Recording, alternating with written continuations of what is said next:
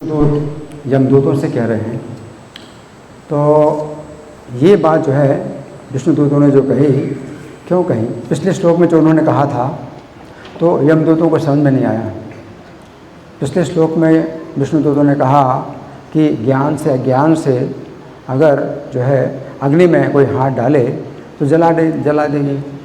तो यमदूतों को जो है ये बात ज़्यादा जमी नहीं। अग्नि तो पहले से जला रही है, अग्नि तो हर चीज़ को पहले से जला रही है ना। तो कोई जान के या अनजाने में हाथ डाले जलेगा तो अग्नि तो पहले से जला रही है, तो पहले से दिखाई दे रही है कि जला रही है। तो यहाँ पर वो अग्नि की बात कहाँ से आ गई। तो फिर दूसरा उदाहरण दिया विष्णुदूत ने, दूसरा उदाहरण दिया कि बहुत शक्तिशाली दवाई, ये दवाई बहुत शक्तिशाली हो तो तुरंत ठीक कर देगी। तो उस समय बहुत शक्तिशाली दवाइयाँ थी, अभी भी हैं, लेकिन अब हमें नहीं मिल रहे हैं। एक दवाई होती है संधिनी, औषधि है संधिनी, तो सुंघाने से ही सब हड्डियां जो है जुड़ जाएंगी, टूटी हड्डियां ठीक हो जाएंगी सुंघाने से ही।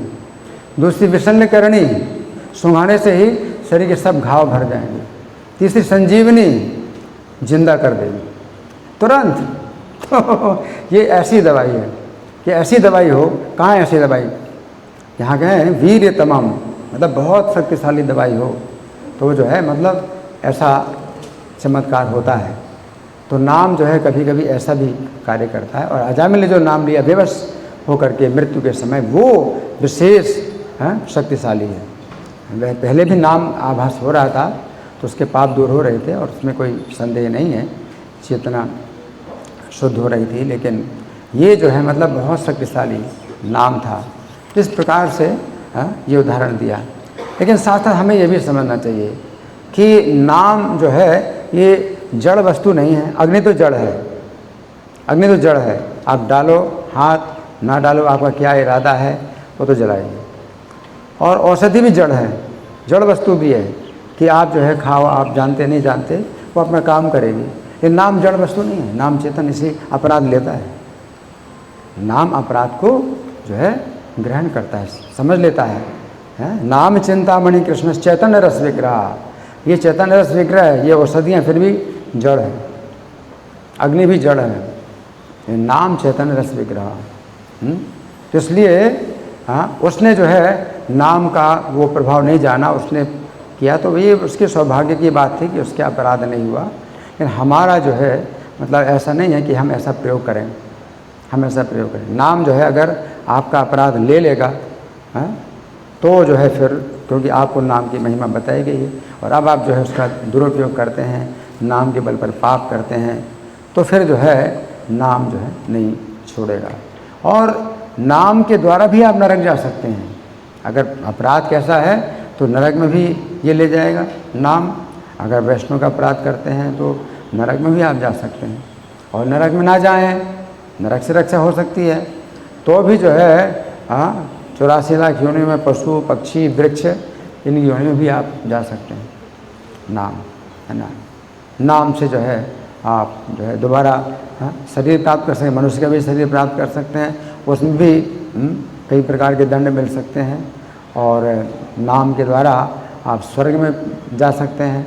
तो ये भी एक नाम का जो है दुरुपयोग ही है कि कोई व्यक्ति स्वर्ग में जाएगा, है ना। तो सबसे अच्छा प्रयोग नाम का वो है कि वैकुंठ में जाए, अजामिल की तरह। तो यहाँ पर ये समझने वाली बात है। इसलिए प्रभुपाद बहुत हमें सावधान करते हैं कि हम अपराधों से बचें, है ना। और पहला अपराध है भगवान नाम के प्रचार में जीवन को समर्पित करने वाले भक्तों की निंदा करना, है ना। तो जगाई मधाई से अगर अपराध नहीं हुआ तो वो वृंदावन दास ठाकुर कहते हैं कि वो शराब में इतने डूबे थे कि उन्हें कुछ पता ही नहीं चल रहा कि किस वैष्णव का अपराध हो रहा है। वो तो समझ ही नहीं पा रहे कि वैष्णव क्या होता है। अब आप जानते हैं, हम लोग जानते हैं वैष्णव क्या होता है। और फिर जब करते हैं तो हमारे लिए बड़ी जो है सावधानी है, हमारे लिए बड़ी सावधानी की आवश्यकता है, क्योंकि नाम जो है चेतन है, अग्नि जड़ है और औषधियाँ भी जड़ हैं, ये नाम चेतन है। तो ये बात पद्म पुराण से हमें मिलती है और पद्म पुराण का कितना उपयोग है हमें समझना चाहिए। श्रीमद् भागवत में ऐसा दिया गया है और इसका जो है हम अगर कुछ करते हैं और गलत प्रयोग करते हैं, हमें उसका ऐसा परिणाम नहीं मिलेगा जैसा श्रीमद् भागवत में ऐसा परिणाम नहीं मिलेगा। हाँ? तो इसलिए हमारे जो है वैष्णव समाज में हमारे आचार्यों ने जो है हमें जो सिखलाया है वो बहुत बहुत जो है ज़रूरी है। नहीं तो इसके द्वारा भी कोई व्यक्ति जो है दुरुपयोग कर सकता है नाम का, है ना। तो सुखदेव गोस्वामी तो बता रहे हैं, है ना, लेकिन फिर आप जो है आपकी रक्षा नहीं होगी, है ना। तो इस बात को समझना है ना। जैसे आसाराम बापू हैं तो उन्होंने भी जो है मतलब नाम की बड़ी महिमा बताई, नाम की बड़ी महिमा बताई। तो एक बार हेलीकॉप्टर से जो है हुआ क्रैश हुआ और वो जो है हेलीकॉप्टर गिरा, है ना, तो फंस गए उसमें हेलीकॉप्टर में और किसी प्रकार से निकाला गया। तो स्टेज में आ गए तुरंत और स्टेज में आकर के बता रहे हैं कि देखो नाम की ऐसी महिमा है, नाम का आप जप करते हो तो हमेशा आप सुरक्षित रहेंगे, हमेशा सुरक्षित रहेंगे। लेकिन फिर उनको पता नहीं था नाम के बल पर पाप करने में क्या होगा। तो नाम के बल पर पाप भी कर रहे हैं, वो नाम की महिमा जान करके पाप भी कर रहे हैं। और फिर जो है ये भी कृपा ही है उनको कि जो इस प्रकार से दंड मिला और वो नरक में जाने से बचें। तो ये भी मतलब कृपा है कि कोई व्यक्ति नाम का ज़्यादा प्रयोग करता है तो उसी जीवन काल में ही दंड मिल जाए तो जो है नरक में जाने से उसकी रक्षा हो जाए। तो ये भी अच्छी बात है। लेकिन ज़्यादा अच्छा यही है कि हम पहले से बहुत सावधान रहें और 10 नाम अपराध बोलें और अपनी जो है अपराधों से रक्षा करें। और नाम प्रभु से भी अगर प्रार्थना करें कि हमें अपने अपराधों से बचाइए तो वे भी हमें अपने अपराधों से बचा सकते हैं। तो हमारी ये प्रार्थना जरूर होनी चाहिए कि नाम प्रभु जो है चेतन है, पूर्ण चेतन है ना, कि मुझे अपने अपराधों से आप बचा लीजिए तो बचा लेंगे। हमें प्रार्थना करनी चाहिए, हमारी प्रार्थना। हम चिंता नहीं करते, ठीक है नाम से हमारी रक्षा होगी, नाम से हमारी रक्षा होगी, है ना। तो नाम जो है वो क्या सोचेगा कि ये जो है मेरे बल पर पाप कर रहा है और सब उल्टे सीधे काम कर रहा है कि मैं इसकी रक्षा करूँगा, है ना। इसको जो है तुरंत ही दंड दे तो भी अच्छा है कि तुरंत ही दंड मिल जाए, हैं, और जो है समझ लें। तो नाम प्रभु अगर चाहें तो ऐसा भी कर सकते हैं कि जैसे ही उल्टा चलते हैं तो तुरंत ही सिर में डंडा पड़े। तो हम ये भी प्रार्थना कर सकते हैं कि आप ऐसा करिए कि जैसे मैं उल्टा चलूँ तुरंत ही सिर में डंडा पड़े तो मैं समझ जाऊँ कि हाँ मैं गलती कर रहा हूँ, पशु को दंड की आवश्यकता है।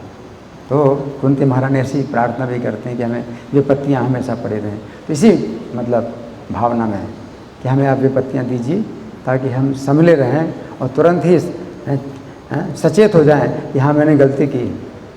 तो कुंती महारानी जो बोल रहे हैं इसीलिए बोल रहे हैं, विपत्तियाँ थोड़ी चाहती हैं। विपत्तियाँ जैसे मिलती हैं तो तुरंत जो है हमारी आंखें खुल जाती हैं कि मैं गलत चल रहा हूँ, तो मैं सुधर जाऊँ, तो मैं सुधरा रहूँ। तो विपत्तियों में क्या है, व्यक्ति सुधरा रहेगा। तो ये हमारी प्रार्थना है। नाम प्रभु से धन्यवाद। हरे कृष्ण।